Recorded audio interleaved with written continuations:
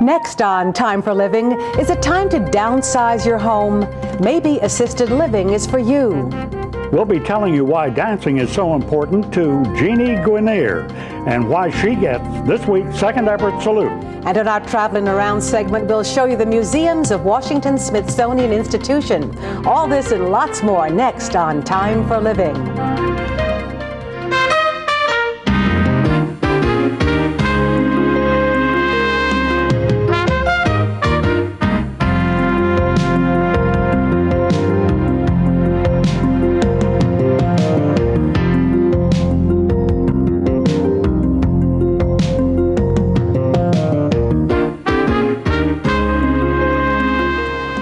I'm Janet Jagalian. And I'm Rex Kraler. Welcome to Time for Living. This is the show designed for folks over 50.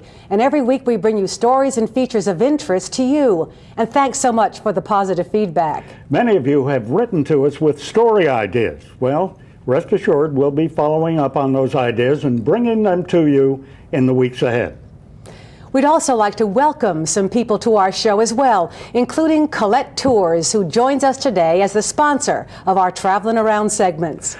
You'll also want to welcome a familiar face to Time for Living. Barbara Brilliant joins us as a special correspondent. Today, Barbara tells us about one of the latest concepts for older Americans, the assisted living facility. You may have seen or heard about these facilities, but don't know much more about them. Now, an assisted living facility may or may not be for you, but they do have a lot to offer.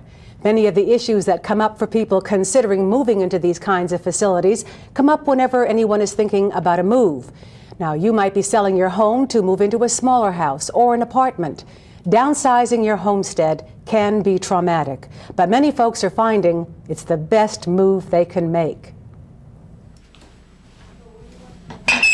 Okay. There we are. Thank you. As life it goes on now, I mean, I don't feel that I'm, put in the back pew. I mean, I feel that I'm part of every day and the things that are going on every day. 87-year-old Elizabeth Crabb is adjusting to her new surroundings. Just a few months ago, she joined the growing ranks of older Americans who have moved into a continuing care retirement community. You look nice. Already, Elizabeth has developed a special relationship with resident associate Maggie Bwalia. Maggie helps me in a personal way, physical things that I need, and she also represents the younger generation that I had an association with for 3 years, and I missed immediately when I came here. And in fact, I hate to say this, but because I thought, what am I doing here with all these white-haired and older people? And then I thought a second time, I'm probably older than they are. And I think probably I represent the older segment here. So Maggie was a great social help for me that way, as well as she did a lot of physical things for me and was very efficient and seemed to sense what I needed. What do we have in common? Well, I think most everything, just life in general. Yeah. And maybe it's our approach to life. I'm interested in Maggie because, well, I have 2 sons. I'm interested in younger people. But also Maggie's interested in the elderly. Everything. And it's She's my easy. grandmother away from home. That's how I look at her. Thank you. Assisted living facilities are the latest alternatives for older Americans who wish to maintain their independence but might need some help living alone. One such facility offering assisted living is at Carlton Willard Village in Bedford, Massachusetts. Here, residents live in their own apartments but have access to the assistance they need. Each assisted living facility is going to feel very different. And that's because of the people, because of the staff, it's the culture that's been created. And I think one way of doing that is to ask the administrator, ask the staff, if mom or dad could participate in some of the activities that are going on, or perhaps join one of their residents for lunch. I mean, that's the best way to get a flavor for what a facility is like. One thing assisted living is not like is a nursing home.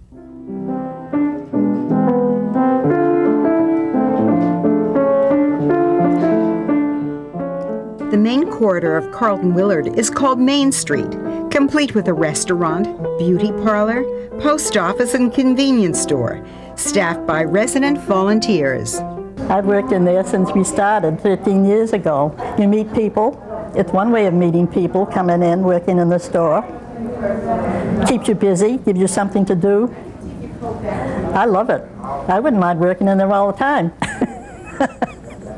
I really do. I like it very much. We signed up here for a place about 12 years ago, and with the plan to come while we were able and get established. And as I tell people, we're here till they plant us. And we're hoping to stay here for a while longer. Yes? I need some stamps? Oh, just a card? just a card. Okay. Dr. George Olive lives at Carlton Willard with his wife. Dr. Olive volunteers in the general store. He likes the social activities which are always taking place. Well, we get together for a drink most every night with somebody, one place or another. They put on many movies, talks. They have a gala once or twice a year where we have a lovely dinner, dance. You have all the fixings, and you're home by 8:30. I know you like to sniff. Of course you do. Of course you do. There seems to be no limit to the type of activities available. On the day we visited, a representative from the Audubon Society brought in some four-legged creatures for a lecture on farm animals. The chance to see these animals close up brought lots of smiles to the residents. This type of living is not cheap, however. The base monthly fee for a studio apartment is about $3,000. A two-room suite ranges from $5,000 to $6,000. But keep in mind, those fees include meals, laundry, and housekeeping, as well as the many activities. Directly off Main Street is the assisted living residential area. Here the residents can bring their own belongings, turning their apartments into their own home.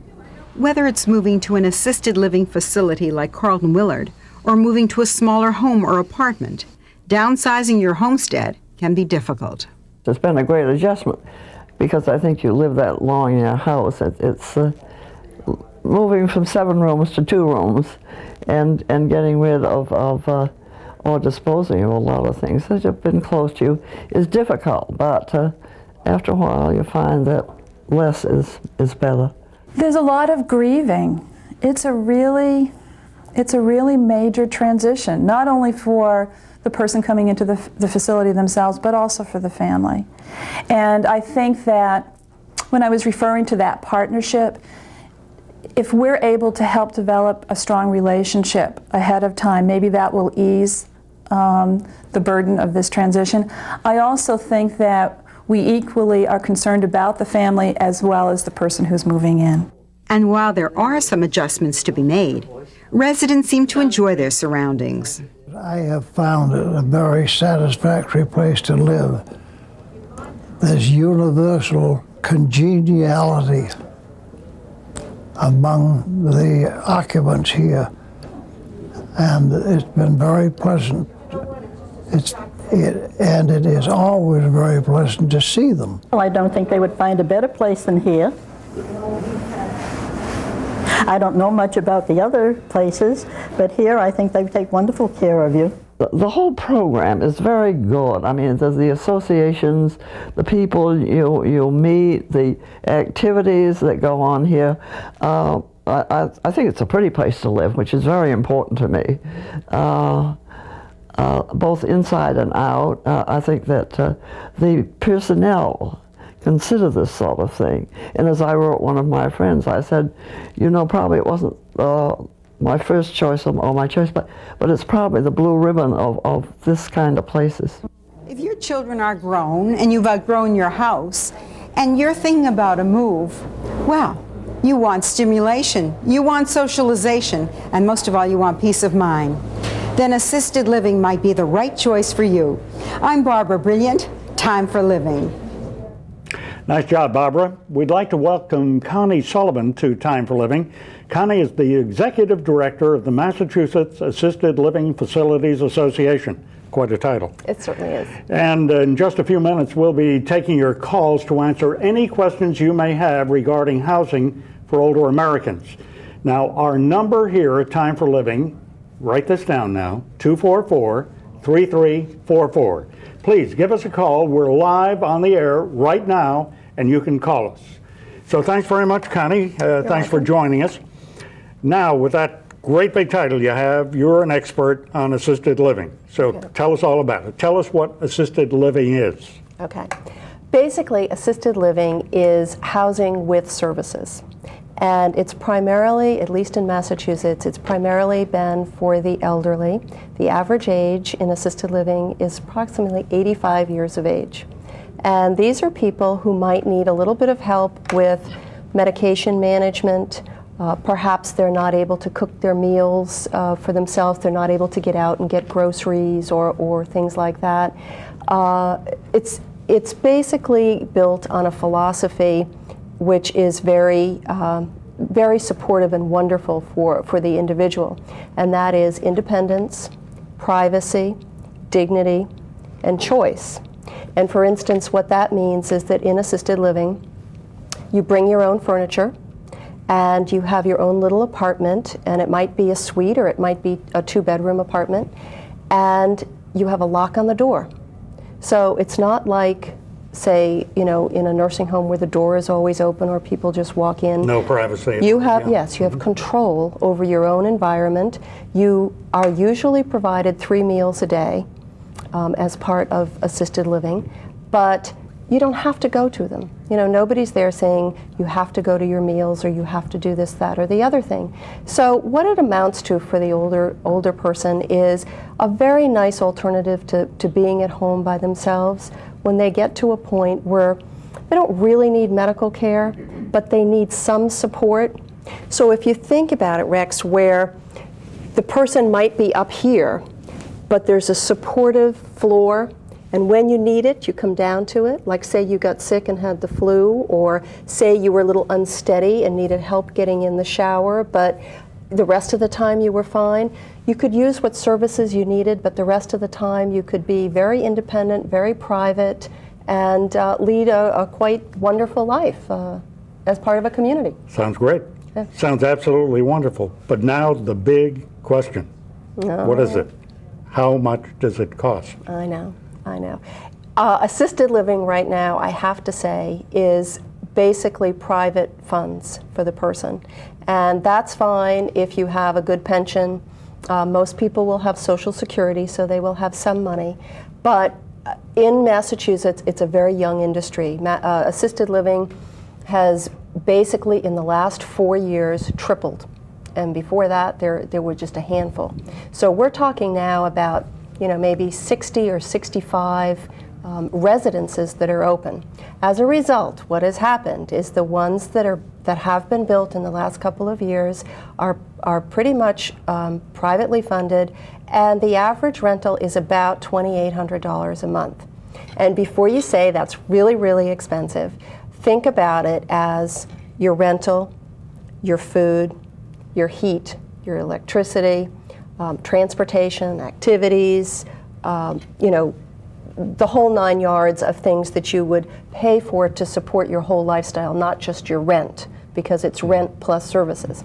Now that I've said that it's expensive and it's $2,800, there are subsidies at a number of assisted living residences, and your audience really, if you're considering assisted living, you should go and talk to each individual place. There's group adult foster care, which is Medicaid in assisted living. It's very limited at this point, but it is there. So they should look into that. There's the Elder Choice Program, which is part of a development financing program, where 20% of the units have to be rented at a below market rate, which means a break for somebody who doesn't have a whole lot of money. So it is available, but it is more available to those that have more money at the point. We're working on it though, Rex, we really are. Okay, our program is for people 50 and over. Yep. Okay, some of the baby boomers are turning 50 now. Right. Are there insurance programs that they can enter right now that may prepare them for being able to enter an assisted living facility in the future. Right. And I am not an expert at all on the long-term care insurance that I know is available. It is increasingly covering assisted living. Now, for somebody that's looking for assisted living right now, who might be in their 70s or 80s, the premiums might be just so high to get into it that it isn't worth it. Sure. But certainly for your up-and-coming baby boomer generation, it is something they should think about, because it's going to be, I think, the wave of the future. Where people are sort of afraid of going to nursing homes, they see that as not an alternative that they would choose. And I do want to make it clear that assisted living doesn't replace nursing homes. There's a need for them. What it does is it adds another choice. And a lot of long-term care insurance programs, which used to only cover nursing homes, are starting to cover assisted living. I think they should look into it. Okay. Connie, Mrs. Bourne in Bedford is on the line with us, Okay. and she has a question for you. Okay. Welcome to Time for Living. I would be interested to hear the difference between level 4 and assisted living. Okay. There is the different level 4 that she's referring to is basically a nursing home. It's what we would refer to as a rest home, okay? But it is licensed as a nursing home. The difference in services is not major, but what it allows, because it is licensed in a different way than an assisted living, which is certified by the Executive Office of Elder Affairs, what it does is it allows them to provide more health care services than an assisted living would. But a lot of them do accept Medicaid, so you will get, probably more reimbursement there at the moment. But service-wise, there is not an enormous difference. Mrs. Bourne, are you considering such a facility? I'm in Cottonwood Village. Aha. Okay. Well, how about it? We just saw an absolutely marvelous videotape on that place. Tell us about how you're enjoying it. I'm enjoying it very much, and I'm living in Lusac Lodge. You had pictures of that. Yes. Now, did you miss your home a great deal when you first left? Well, my husband wasn't well, and I had to leave. Oh, I see. Yeah. So, now, did he go to a nursing home? Yes. Okay. Now, he had Alzheimer's. Oh, I see. I'm sorry to hear that. But your facilities there look absolutely terrific. It looks like one of the nicest hotels I've ever seen. It's a beautiful place. Well, isn't that... Lots of nice people and lots of things to do. Okay. Well, thank you very much for calling. Good. Thank you. Okay. Well, that's exactly what we want to do. We want to have you folks call in. So please give us your calls. Connie is an expert. She'll fill you in on any information you have to know. Okay, we're going to be back in just a few minutes on Time for Living. We'll be taking your calls for Connie Sullivan. If you have a question about assisted living, please give us a call. Our number here in the studio, you might want to write this down, is 617-244-3344. Don't go away. We'll be right back.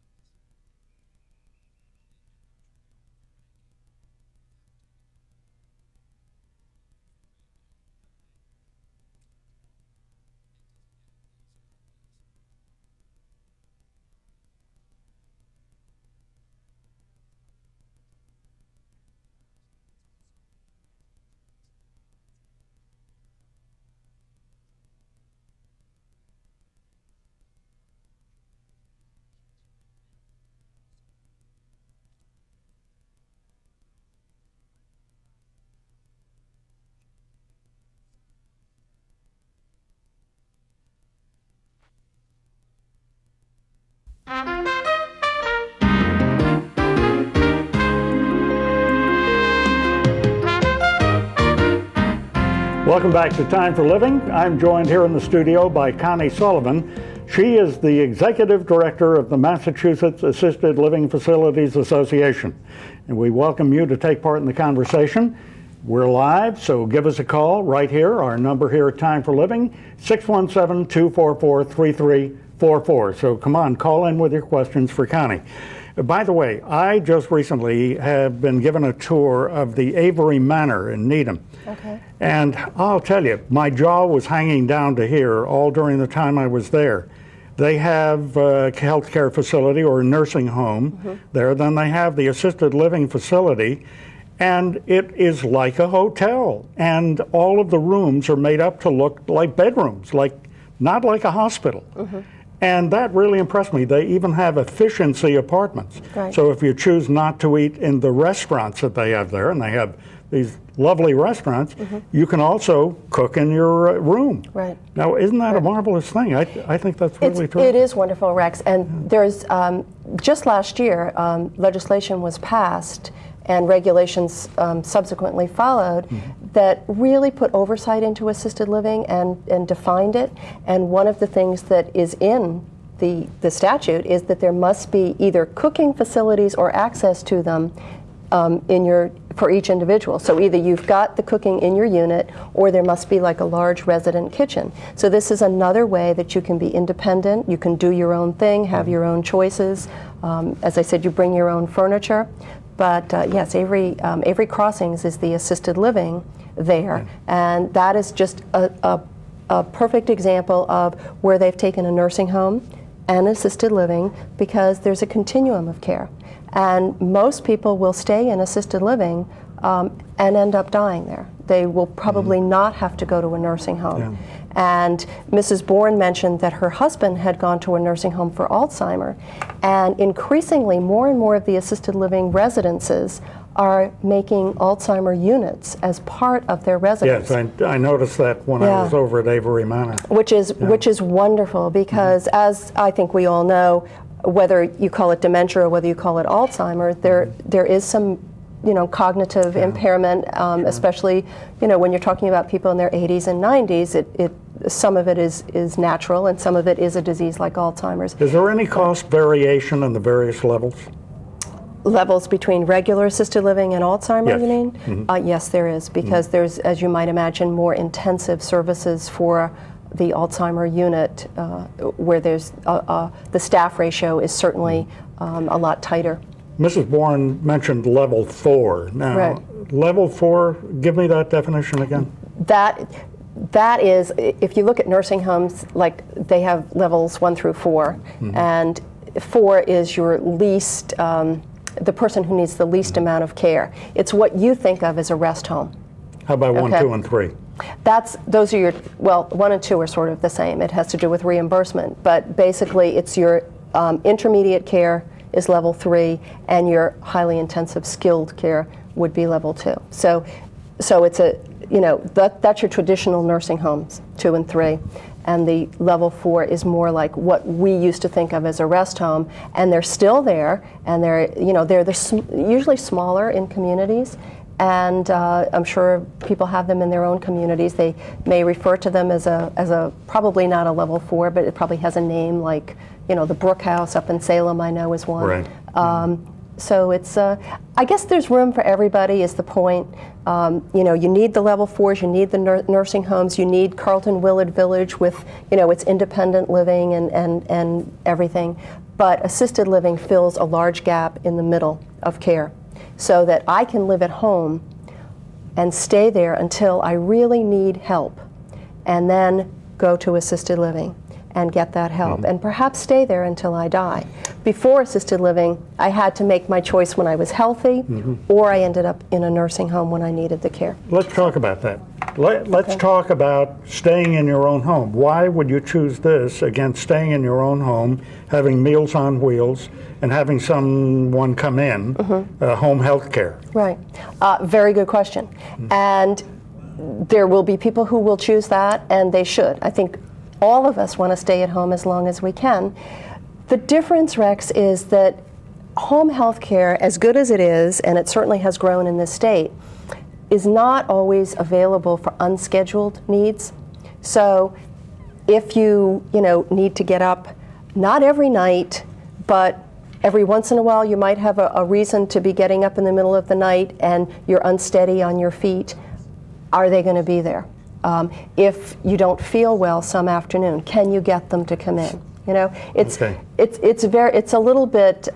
It has to do with the unscheduled needs. That's number one, and the fact that if they don't show up, what do you do if you're living by yourself? Good point. Yeah.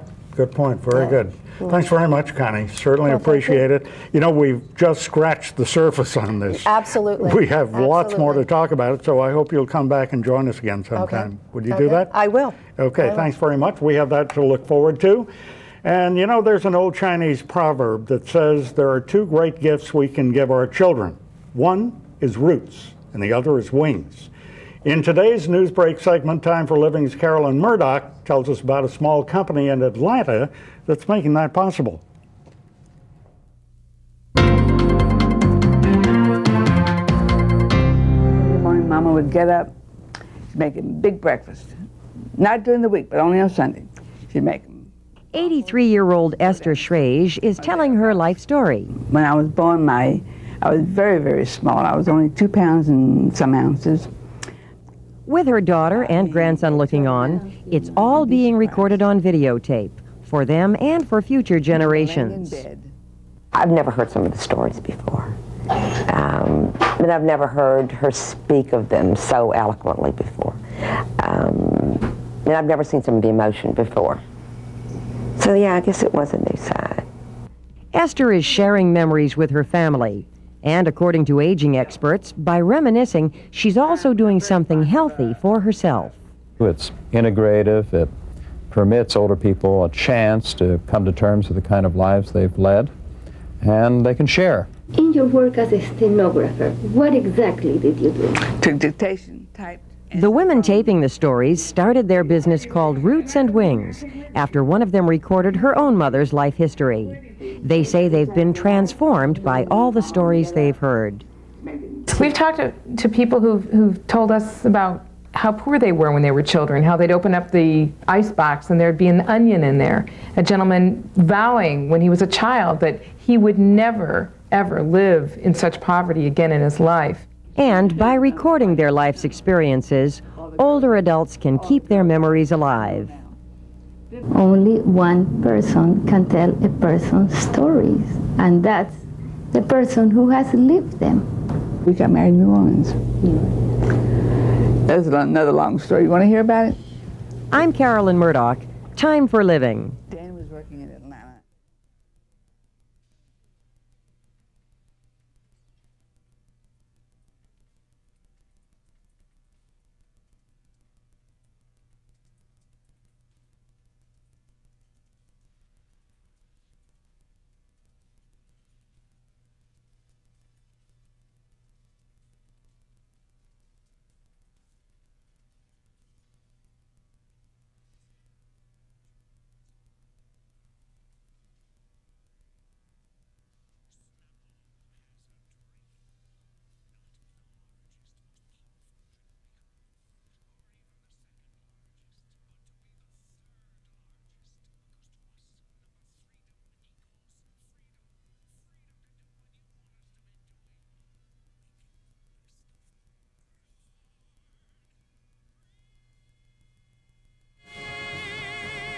Snapple, made from the best stuff on earth. In 1897, the Forward newspaper in Yiddish taught Jewish immigrants about American culture. Today.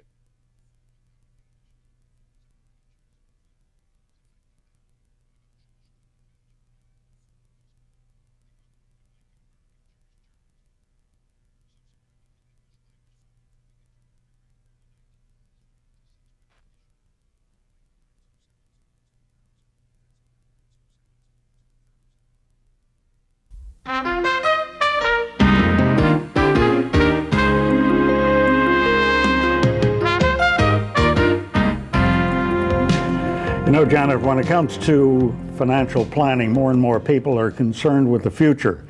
Specifically, what? Their retirement money, right? Everybody is concerned about that. And most people try to answer the question, will we have enough money to live comfortably when we're on a fixed income? Or can we take vacations or travel the way we planned? Well, most people believe if they save now, they can answer these questions. But that's not always the case. However, what we can do is lower the risk of not having enough money in retirement years by following certain guidelines. Here with those guidelines is Time for Living's financial expert, Steve Burke. Hello again. Today we're going to cover a practical approach to the questions, what do I do with my money and when do I do it as I approach or enter retirement? First, you bring all your money under your direct control. The basic aim is to make the most effective use of your assets both now and in the future. Remember, it isn't how much we get, it's how much we get to keep. Today we call that financial planning and estate planning. For this segment, we're going to concentrate on financial planning. Our aim is to give you some useful strategies for planning to get the most for your money as you approach retirement or if you're already in retirement. Some of what follows is going to be pretty obvious to most of you, yet countless numbers of folks just don't do these basic steps. Example, you should have a real bare bones budget, one you feel is an absolute minimum, annual income. This, as I'm sure you recognize, is not the ideal income. It's what you need when you no longer have a paycheck every week. This budget figure is the money you know definitely you must have to get along. It's without any extras such as vacations, new cars, and casual dinners at the latest in-restaurant. Like any structure, a financial plan needs a foundation. This is the base from which you work. It's your requirements, not your neighbors or brothers or sisters. The wonderful thing about being our age, we experienced citizens, is that many of us have lived during Depression times, are close enough to know about it, realistically. We know we can get along nicely without a lot of the extras which our society has told us are necessities. Mind you, I'm not advocating living on bread and water in a cold water flat, but rather maybe doing without 3 cars or an extra boat. The point is, it is good to live with your income when you are ready to or have retired. The question becomes, how much do I need to live comfortably? Another step, what do you do for expenses which you really don't need? For example, do you really need to belong to that country club where you may play once or twice a month? If you're at the club a lot, it may be a worthwhile expenditure. But look at it realistically. In my case, I found I was averaging about 1 round of golf per month. That figured out to about $500 per round of golf. I decided I could get more worthwhile results from my money by doing other things with my funds. We need to take a real hard look at some of the things we spend our money on as we head towards retirement. Have you considered how much an extra car really costs on an annual basis? Even if it just sits in your driveway and rusts, it costs you money for insurance, excise tax, and depreciation. And if you drive it, the cost for gas, oil, maintenance, and tolls can provide you with an average bill of about $5,000 or more per year, and that's after taxes. You and your spouse could have a nice vacation on that kind of money each year. On the other hand, if you're a car buff or you really do need another car, then maybe the vacation will have to take a back seat. No pun intended. Another thing to do with your money is to consider repositioning it. That means to evaluate the risk factor involved in your investments. This applies not only to monies you have invested outside pension plans, but also the pension plans, 401ks, and IRAs where you have been in charge of the investments made. If you have invested your dollars in more risky products, you might consider becoming more conservative in your financial strategies. Be careful, however, to take into consideration factors such as taxes, withdrawal fees, and the chance of putting yourself in a higher tax bracket. Give thought to assets which are a drain on your income, such as summer homes or even your present home. It might be appropriate to give some of these things to your children, charitable organizations, or to liquidate them so they provide income rather than expense. Always remember, anything you do in this area should make a great deal of sense to you, or don't do it. Be objective, not emotional. Most of us can live very well by making sure we spend our money carefully. It's your money, use it wisely. This is Steve Burke, Time for Living. Now, if you'd like more information, you can write to Steve Burke, care of us here at Time for Living, P.O. Box 1698, Framingham, Massachusetts, 01701. Or you can call our voicemail number, toll-free, at 1-800-232-7213. Now, if you missed the address or phone number, then grab a pencil and some paper, and we'll give you that information again later in our show. Well, next on Time for Living, our second effort, Salute. Get ready to go dancing with Janine Guinier.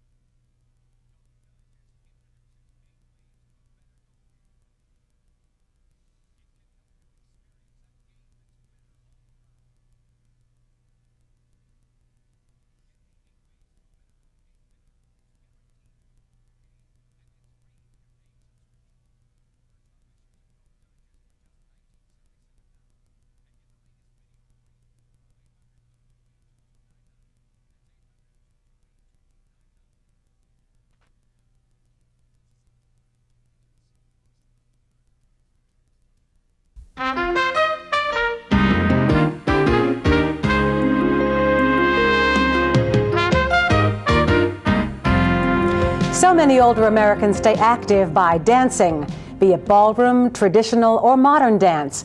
And more older folks are kicking up their heels as a way of staying fit. But besides being a great way to exercise, dance can be a fabulous way to express yourself. Jeannie Guinier of Cambridge, Massachusetts recognizes that and develops some workshops that bridge the generation gap. Time for Living's Steve Brown introduces us to this remarkable woman who gets this week's second effort salute.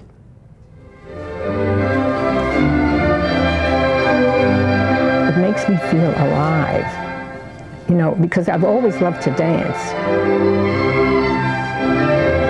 For Jeannie Guinier, her love of dance really shows. She's quick to point out she is not a professional dancer, but her commitment to this form of expression rivals anyone. Every Saturday morning, Jeannie rehearses with the Back Porch Dance Company of Cambridge, Massachusetts. Jeannie found that dancing with this intergenerational, multi-ethnic company made her feel exhilarated. The ability to do some things that other people say, you can do that, try this out, that you hadn't done before, makes you feel alive on a higher level. And I think the reason it's so exhilarating is that as you get older, you find you have to accommodate yourself to losses, whether it's a loss of a spouse or friends who move away or not being as skilled in tennis, you know, in your tennis serve as you were before. So to go back to something that you used to do in the past without any audience, just, you know, with your husband or with friends, and then discover that there's a larger audience out there that also enjoys what you're doing is exhilarating. Jeannie felt the need to bring that feeling of exhilaration to others, so she applied to the Gray Panthers for grant money. She, along with other members of the dance group, went to the Cambridge Community Center and produced a series of intergenerational dance workshops. When I think back to my childhood, I remember one story. People who join participate in some childhood reminiscences or problems that they noticed that had been confronted, and they share it in groups of 2s or 3s, and then they interpret that either with an improvisation or they do it with a dance. 'Cause I'm lonesome, so very lonesome. Jeannie finds that dance, music, and reminiscence are the magic that break down barriers between people. It's nice to be with people where age is not the factor, but the common interest, and the interest is dance. It's also wonderful to get different points of view. I know how the youngest one is feeling about situations, and I know how the oldest one is feeling. And I just like the idea of being who I am, focusing on the dance. Oh, it's fun. It really is fun. And it really keeps you alive because, I mean, when you retire, if you withdraw from the community and without doing something, you just sort of die. And just being with people and doing things with people has kept me pretty healthy. It's also wonderful, you know, as an older woman to be on a stage performing and have the audience be clapping and roaring. I mean, there are very few ways, you know, once you're over 50 that you can, you know, kind of get a lot of attention and applause, you know. So that's fun.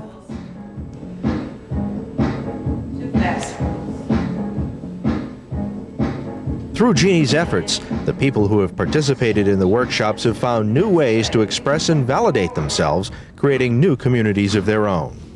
People in our culture do not normally, not even in church, do they participate like this. But there's something magical about being part of a performing group or a group that has shared ideas together that makes you feel part of one another's stories. And that keeps Jeannie Guinier feeling young and alive. I'm Steve Brown, Time for Living. What an uplifting story. Now, if you'd like to see the Back Porch Dancers, then you're in luck. They have a few shows coming up. The performance is called Dream Fields, and the show dates are May 9th and 10th at 8 p.m., with a matinee on Saturday, May 11th. So for more information or to order tickets, call the Cambridge Multicultural Arts Center at 617-577-1400. That's 617-577-1400. Enjoy the show. Next on Time for Living, we head to our nation's capital, Washington, D.C., for a visit to the Smithsonian Institution. Please stay with us.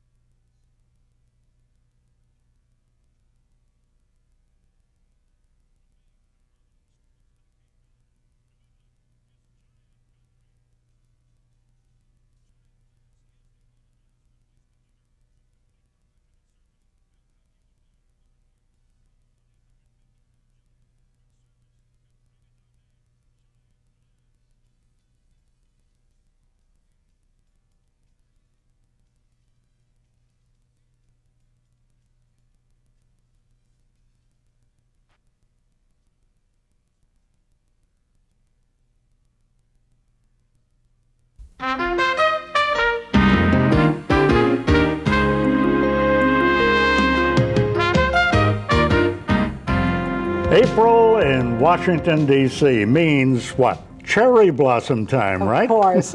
That's right, Rex. And Washington is a very popular travel destination for many older Americans, particularly this time of year. But there's a whole lot more to see in Washington, isn't there, Janet? You bet. The Capitol, of course, is one, the White House, and all the monuments, not to mention today's traveling around destination, the Smithsonian Institution.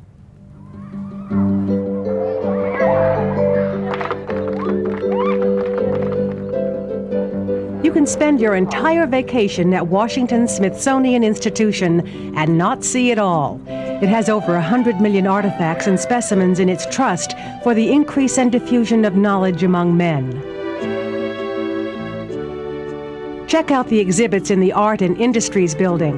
Built in 1881 to exhibit materials from the Centennial Exhibition in Philadelphia, the building is an architectural showcase from the Victorian period. The National Museum of American History reminds us of past experiences that affect our lives today. It contains millions of collectibles, artifacts that reflect various facets of our daily life and popular culture. The Smithsonian's National Museum of Natural History is one of the world's great centers for the study of human cultures and the astonishing diversity of nature. Scientists have learned how to recreate ecosystems in captivity. Other researchers are trying to reconstruct the puzzle of the Earth's adolescence when giant animals roam the land. Upstairs, you'll find the Smithsonian's minerals collection, including one of the most popular museum attractions, the Hope Diamond. Across the mall, one of the most visited museums in the world, the National Air and Space Museum. It's here you'll find legendary aircraft including Wilbur and Orville Wright's first airplane, Lindbergh's Spirit of St. Louis, and the Apollo 11 space capsule that brought man to the moon. Visitors can walk through a backup Skylab or touch a moon rock. The circular shape of the Hirshhorn Museum makes it easy to find.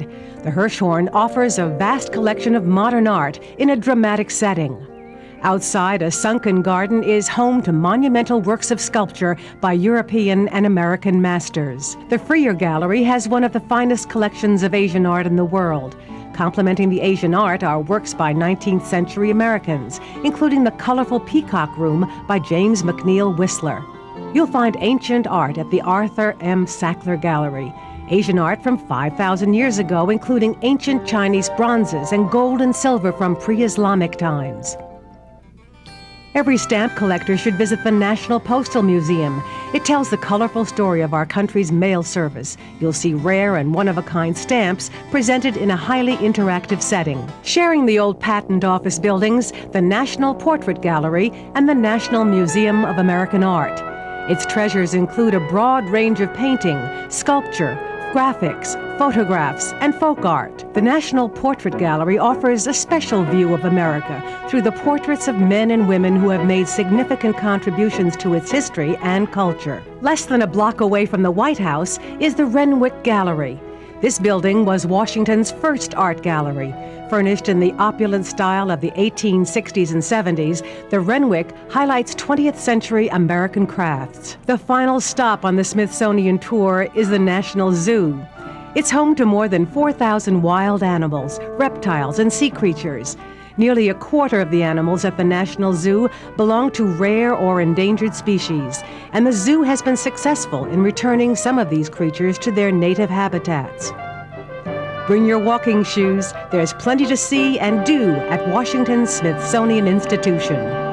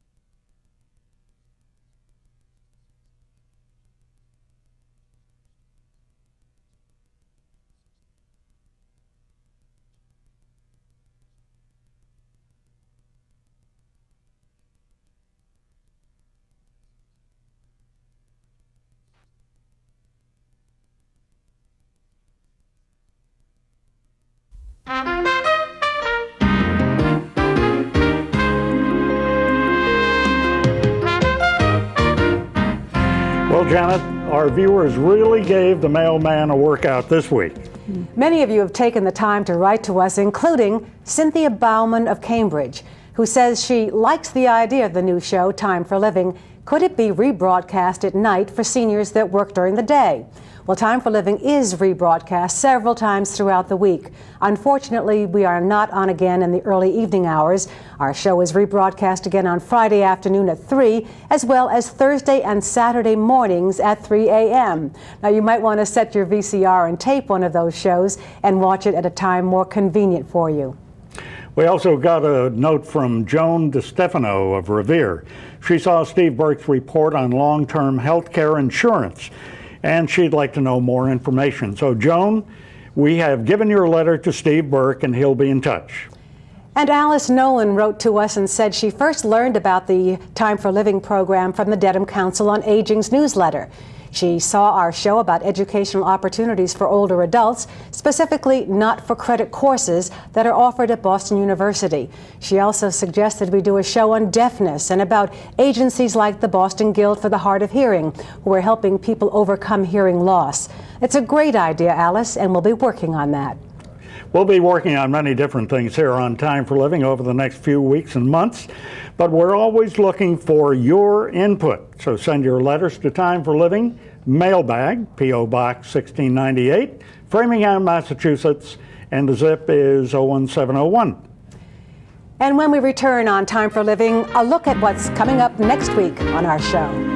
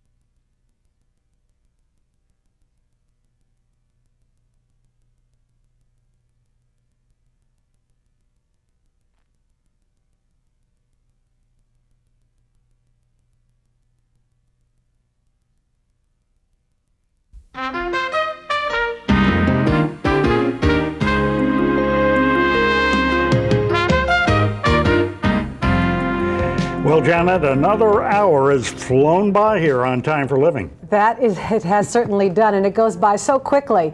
Now. Yeah, as a matter of fact, it sure does. Good thing we'll be back next week.